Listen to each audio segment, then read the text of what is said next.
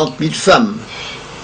Finalement, l'expert américain qui est venu sur les Balkans, on lui a dit c'est pas 40 000, c'est 4 000, puis après c'est pas 4 000, c'était 40, puis finalement il a peut-être trouvé 4 après une enquête prolongée. Les inventions ont été nombreuses. Il y a eu l'histoire de la rue Mesquine avec le bombardement qui a explosé, l'affaire du marché de Marcalais, où on a accusé à tort les Serbes, sans savoir qu'au fond, les musulmans de Sarajevo tiraient sur eux-mêmes de manière à pouvoir en accuser les Serbes du forfait. D'ailleurs, on a créé aussi le mythe suivant: la Serbie, l'armée serbe, est en train d'investir Sarajevo. Et il faut absolument faire quelque chose contre cet investissement. La ville de Sarajevo est maintenant un siège qui est mené par les Serbes, ce qui était faux, car je peux en témoigner, j'y suis allé. Et j'ai été reçu dans Sarajevo par le maire de la partie serbe de la ville, qui m'a offert un déjeuner, car il y avait, la ville était divisée en deux. Une partie était occupée par les bosniaques musulmans, une autre partie était occupée par les Serbes, et il y avait des échanges de coups des deux côtés. Il n'y avait donc pas un encerclement de la ville par les Serbes, qui a été une invention qui est perpétuée encore maintenant, parce que quand on lance une série de mensonges, ça reste.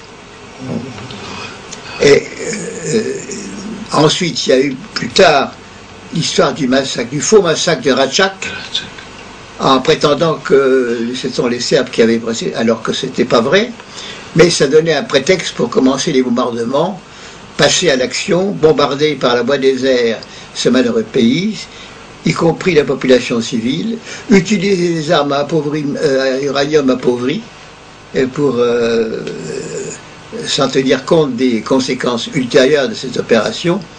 Bref, faire de ce peuple un peuple martyr.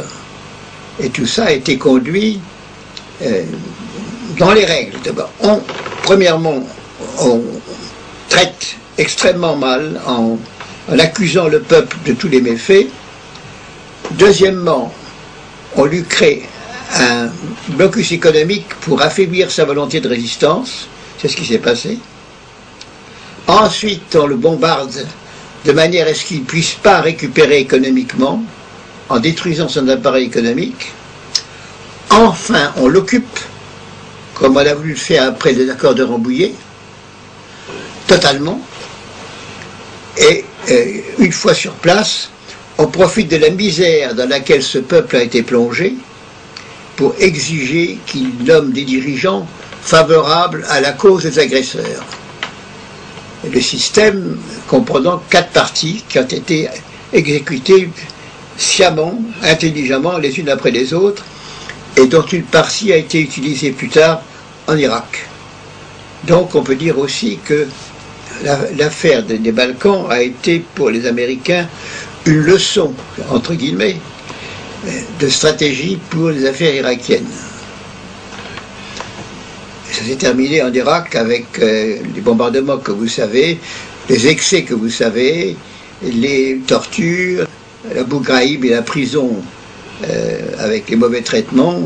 Tout cela a été, au fond, expérimenté à une certaine mesure dans les Balkans au profit des Occidentaux qui se sont conduits dans ces deux affaires, comme se sont conduits certaines autocraties avec Staline d'une part ou avec Hitler de l'autre.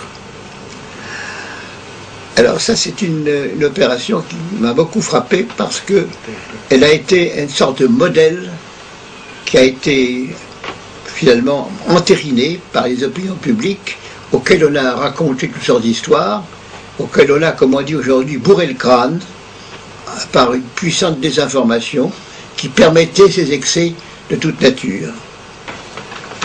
Alors aujourd'hui, on se retourne sur triste décennie, au cours de laquelle les Européens ont montré qu'ils étaient capables de s'entretuer, si je puis dire,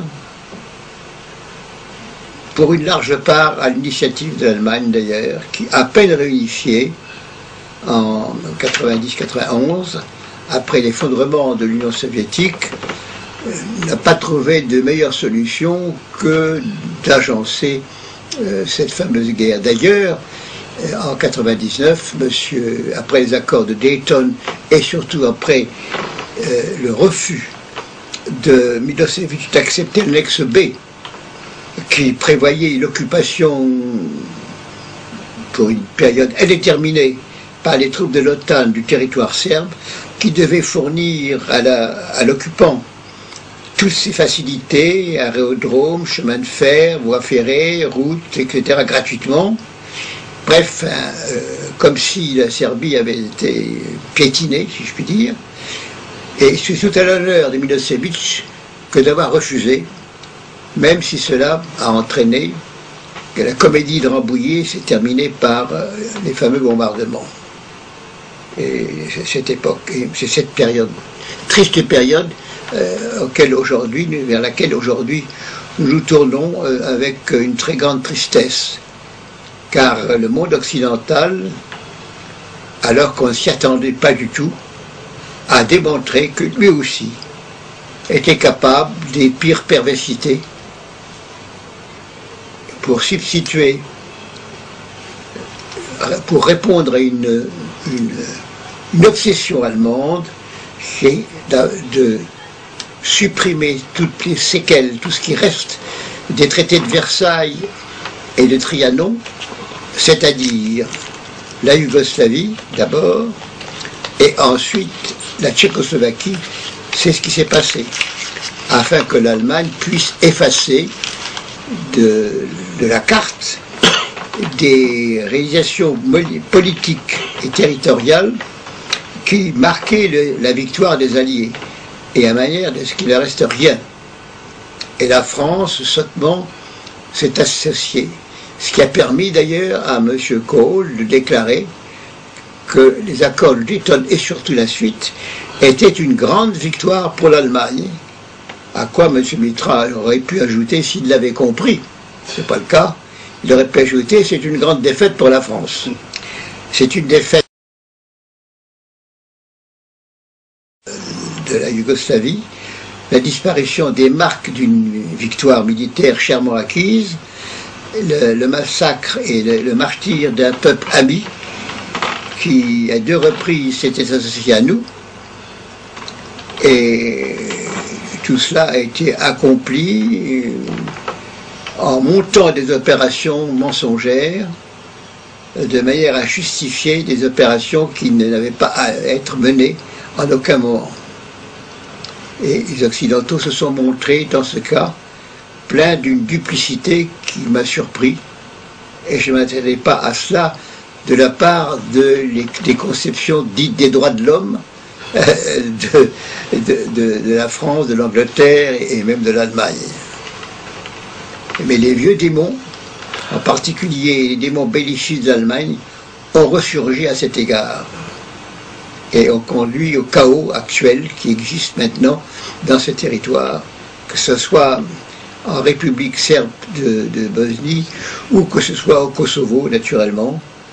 C'est-à-dire que le cœur, l'origine même de l'association serbe est maintenant passé entre les mains des musulmans qui en quelque temps ont détruit des dizaines et dizaines de chefs-d'œuvre de l'art religieux serbe de l'époque, et au fond ont massacré les origines mêmes du peuple serbe, comme si en France on démolissait la vallée de la Loire et ses châteaux, si vous voulez, ou l'Île-de-France, qui est le cœur de la nation. Donc c'est une très triste période que l'on vit, dont je ne sais pas comment moralement nous sortirons. En tout cas, nous avons donné la preuve de notre duplicité, et ce n'est pas à notre honneur.